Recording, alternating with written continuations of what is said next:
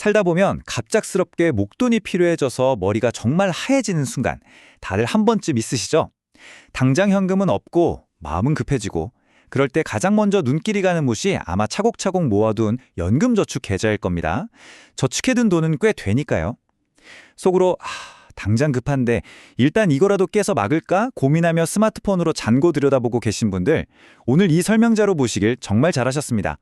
여러분의 소중한 노후 자금도 안전하게 지키면서 당장의 위기도 스마트하게 넘길 수 있는 똑똑한 활용법, 지금부터 싹 다 파헤쳐 보겠습니다. 자, 시작해볼까요? 우리 삶이라는 게 참 예측 불가능하잖아요. 갑자기 가족이 아파서 예상치 못한 병원비가 청구될 수도 있고, 집주인이 전세 보증금을 확 올려달라고 할 수도 있죠. 아니면 당장 이번 달 생활비가 턱없이 부족해지는 순간도 오고요. 이유는 정말 다양합니다. 당장 돈을 구할 곳은 꽉 막혀 있는데 눈앞에 닥친 문제는 빨리 해결해야 하니까 그때 우리 머릿속에는 엄청난 스트레스와 함께 도대체 어디서 돈을 구하지? 이 생각뿐이게 됩니다. 그러다 든든하게 쌓여있는 연금저축 잔고를 딱 보는 순간 이건 뭐 사막 한가운데에서 오아시스를 만난 기분이 드는 거죠. 당장 이 돈 쫙 꺼내서 이 답답한 상황을 그냥 확 끝내버리고 싶은 강렬한 충동, 그거 사실 너무나 당연한 겁니다. 그런데 여기서 우리가 흔히 하는 착각이 하나 있어요. 연금저축 계좌를 두고 그대로 쭉 유지하느냐, 아니면 전액 다 해지해버리느냐, 마치 스위치를 켜고 끄는 것처럼 이 두 가지 극단적인 선택지만 있다고 생각한다는 겁니다. 하지만 우리가 진짜로 비교하고 따져봐야 할 선택지는 전혀 다릅니다. 바로 내가 딱 필요한 만큼만 꺼내 쓰는 중도 인출과 계좌 전체를 아예 없애버리는 전액 해지, 이 두 가지를 비교해야 하거든요. 놀라지 마세요. 이 차이 하나만 정확히 알아도 수백만 원, 많게는 수천만 원의 생돈이 날아가는 걸 막을 수 있습니다. 제1장 급전의 딜레마, 해지 전에 왜 일단 멈춰야 하는지 핵심을 짚어보겠습니다. 돈이 급할 때 정말 가장 먼저, 그리고 제일 흔하게 떠오르는 생각이죠. 뭐 세금이고 뭐고 복잡한 거 하나도 모르겠고 그냥 확 해지해버릴까? 이거 진짜 100% 이해합니다. 사람이 패닉 상태에 빠지면 복잡하게 앞뒤 따져볼 여유 자체가 사라지잖아요. 하지만 여러분, 이것만은 꼭 명심하셔야 합니다. 연금저축은 우리가 아는 일반 예금이나 적금하고 완전히 다른 녀석이에요. 중간에 홧김에 해지해버리면 그동안 연말정산 때마다 쏠쏠하게 돌려받았던 세액공제 혜택들 있죠? 그거 고스란히, 아니 사실상 그 이상으로 몽땅 토해내야 하는 아주 무서운 구조를 가지고 있습니다. 그러니까 당장 그 해지 버튼을 누르기 전에 진짜 딱 1분만 멈춰서 숨을 크게 쉬어보세요. 만약 여러분이 생활비나 병원비처럼 특정 금액만 딱 필요하신 상황이라면, 혹은 계좌 안에 세액공제를 아직 받지 않은 원금이 들어있으시다면, 그리고 무엇보다 내 미래를 위한 노후자금 계좌 자체는 어떻게든 살리고 싶으신 분이라면 이번 분석 내용이 여러분을 위한 동화줄이 될 겁니다. 오늘의 위기를 넘기겠다고 10년, 20년 뒤에 내 미래까지 전부 파괴할 필요는 절대 없잖아요? 제2장 16.5% 세금의 덫. 자, 이제 충동적으로 해지했을 때 체감 손실이 얼마나 커지는지 현실을 마주해 볼 시간입니다. 16.5%. 자, 이 숫자를 절대 잊으시면 안 됩니다. 연금저축을 덜컥 해지하는 바로 그 순간 여러분이 세액공제를 받았던 납입금 전체, 그리고 그동안 쌓인 운용수익 전체에 무려 16.5%라는 어마어마한 기타 소득세가 쾅 하고 떨어집니다. 아니, 당장 돈이 급해서 내 돈 내가 찾겠다는데 원금하고 수익에서 16.5%가 세금으로 그냥 허공에 증발해버리는 거예요. 이거 당해보면 진짜 국가한테 합법적으로 뜯기는 기분이 들 정도라니까요. 그야말로 배보다 배꼽이 훨씬 더 커지는 최악의 상황인 거죠. 이게 현실에서 얼마나 뼈아픈 손해인지 좀 더 확 와닿게 비교해 드릴게요. 만약 여러분이 꼭 참고 이 계좌를 잘 지켜서 나중에 은퇴하고 정상적인 연금 형태로 수령하게 된다고 가정해보죠. 그때 내는 연금소득세는 고작 3.3%에서 5.5% 수준밖에 안 됩니다. 엄청 낮죠? 그런데 이걸 못 참고 중도의 계좌를 깨버리는 순간 그 세율이 16.5%로 수직 상승해 버리는 겁니다. 완전히 똑같은 내 돈인데 그 돈을 언제, 어떻게 꺼내느냐에 따라서 내야 할 세금이 3배, 4배까지 차이가 난다는 뜻입니다. 전액 해지가 왜 우리 가계 경제에 진짜 재앙이 될 수 있는지 이제 확실히 아시겠죠? 보통 사람들이 죄정적인 패닉 속에서 무의식적으로 저지르는 5가지 치명적인 실수들이 있습니다. 첫 번째, 일단 알아보지도 않고 급한 마음에 즉시 해지 버튼부터 냅다 누르고 보는 거. 두 번째, 방금 말씀드린 그 16.5% 세금은 생각도 안 하고 그냥 앱 화면에 찍혀있는 세전 금액만 철석다시 믿는 거. 세 번째, 세금 한 푼 안 내고 빨 수 있는 돈이 내 계좌에 있다는 사실을 까맣게 잊어버리는 거. 네 번째, 세금에 확 아낄 수 있는 합법적인 예외 조항이 있는데도 확인조차 안 하는 거. 마지막 다섯 번째로 납입중지나 연금담보대출 같은 정말 훌륭한 대안들이 떡하니 있는데 거들떠보지도 않는 겁니다. 금융 패닉이 운전대를 잡게 되면 안 됩니다, 여러분. 이어서 제3장 돈이 빠져나가는 순서입니다. 여기서부터가 진짜 해결책, 유리한 인출 순서의 비밀입니다. 이 문제의 핵심 열쇠는 바로 돈이 빠져나가는 순서에 있습니다. 연금 계좌가 그냥 하나의 큰 돈 뭉치가 아니거든요. 법적으로 연금 계좌에서 돈을 일부 빼낼 때는 무조건 우리 가입자에게 가장 유리한 순서대로 돈이 빠져나가게 되어 있습니다. 그 영순위가 바로 세액공제를 받지 않은 원금입니다.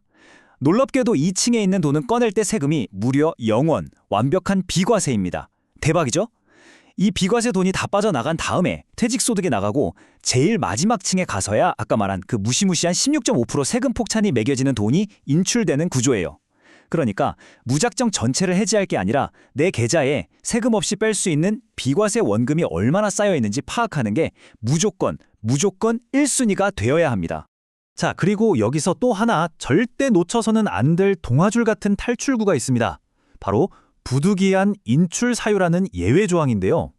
아무리 법이라지만 국가에서도 가입자가 정말 피치 못할 눈물 나는 사정으로 돈을 빼야만 할 때는 봐줍니다. 예를 들어 파산이나 개인회생을 하셨다거나 천재지변을 당했거나 아니면 가입자 본인이나 부양가족이 3개월 이상 장기 요양을 해야 하는 등 이런 아주 특별한 사유에 해당한다면요. 중간에 돈을 빼더라도 아까 말씀드린 그 살벌한 16.5%를 때리지 않습니다. 대신 3.3%에서 5.5% 수준의 정상적이고 아주 낮은 연금소득세만 적용해줍니다.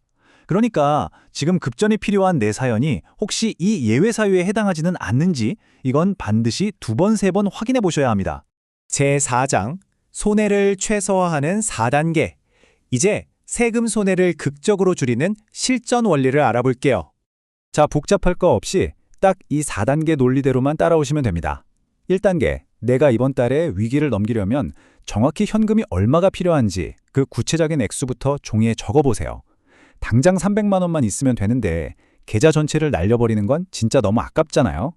그 다음 2단계, 해당 금융회사에 바로 연락해서 아까 말한 비과세 인출이 얼마인지 내 상황이 예외 사유에 들어가는지 확인합니다. 3단계, 눈에 보이는 앱 평가액 말고 그래서 세금 다 떼고 제 통장에 꽂히는 진짜 실수령액이 얼마인가요? 라고 물어서 정확히 계산해달라고 요구하세요. 그리고 마지막 4단계, 해지를 누르기 전에 다른 합리적인 대안들을 차분하게 하나씩 검토해보는 겁니다. 4단계에서 말씀드린 대안을 검토하실 때도 순서가 있습니다. 마치 폭포수가 위에서 아래로 떨어지는 것처럼 순서대로 내려오셔야 해요. 가장 먼저 고려할 건 필요한 만큼 일부 금액만 중도 인출하는 겁니다. 그런데 만약 지금 당장 목돈이 필요한 게 아니라 그냥 매달 돈 내는 게 벅차서 그러시는 거라면 당장 납입중지나 유예제도를 활용하세요. 연금저축펀드 같은 건 자유납입 방식이라 그냥 이번 달부터 안 내면 그만이거든요. 그래도 해결이 안 된다. 그러면 내 소중한 연금 계좌를 담보로 대출을 받는 옵션을 진지하게 고민하시고요. 이 모든 1, 2, 3번 방법이 다 막혔을 때 오직 그때만 정말 마지막 최후의 수단으로 전액 해지를 꺼내대는 겁니다. 명심하세요. 해지는 절대 우리의 첫 번째 선택지가 되어서는 안 됩니다. 마지막 제5장 은행에 전화하기 전에 꼭 챙겨야 할 실전 체크리스트입니다. 자, 은행이나 증권사 상담원하고 통화하실 때 우리가 끌려다니지 않고 주도권을 딱 주려면 지금 보여드리는 이 5가지를 반드시 메모해놓고 하나하나 질문하셔야 합니다. 제가 이번 달에 딱 이만큼의 금액만 필요한데요. 지금 제 계좌에서 세금 0원, 비과세로 뺄 수 있는 원금이 얼마인가요? 그럼 16.5% 세금을 떼고 나서 제 통장에 실제로 꽂히는 진짜 금액은 얼마인가요? 지금 제 상황이 이러이러한데 예외 사유 적용 받을 수 있나요? 그리고 마지막으로 전액 해지 말고 납입 유예나 연금 담보대출 한도가 나올까요? 이렇게 아주 구체적이고 날카롭게 찔러줘야 상담원도 긴장하고 여러분의 금전적 손실을 최소화해줄 최적의 플랜을 짜주게 됩니다. 오늘 이 모든 자료들을 분석하면서 제가 여러분께 정말 간절하게 꼭 전달하고 싶었던 단 하나의 핵심 메시지가 바로 이 문장에 다 담겨 있습니다. 여러분의 그 피땀 흘려 모은 노후 자금을 대하는 태도, 그 생각의 틀 자체를 이제는 바꾸셔야 합니다. 급전이 필요하다는 두려움에 쫓겨서 그냥 해지해버릴까? 라고 수동적으로 생각하는 대신에요. 이 상황을 내가 온전히 통제하면서 어떻게 하면 세금을 한 푼이라도 덜 내고 딱 내게 필요한 만큼만 최소한의 손실로 빼서 쓸 수 있을까? 이렇게 전력적인 관점으로 완전히 전환하셔야 합니다. 금융의 세계에서는 정말 아는 만큼 딱 그만큼만 내 돈을 지킬 수 있거든요. 자, 오늘 제가 준비한 분석 자료는 여기까지입니다. 어떠셨나요? 이제 마지막으로 스스로에게 한번 진지하게 물어보시길 바랍니다.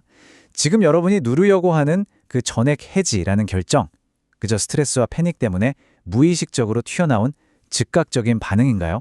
아니면 방금 살펴본 모든 대안과 순서들을 정말 치열하게 고민해본 끝에 내린 뼈아픈 최후의 수단인가요? 이 짧은 질문 하나에 대한 여러분의 대답이 당장의 수백만 원을 넘어서 앞으로 다가올 소중한 노후의 질을 결정하게 될 것입니다.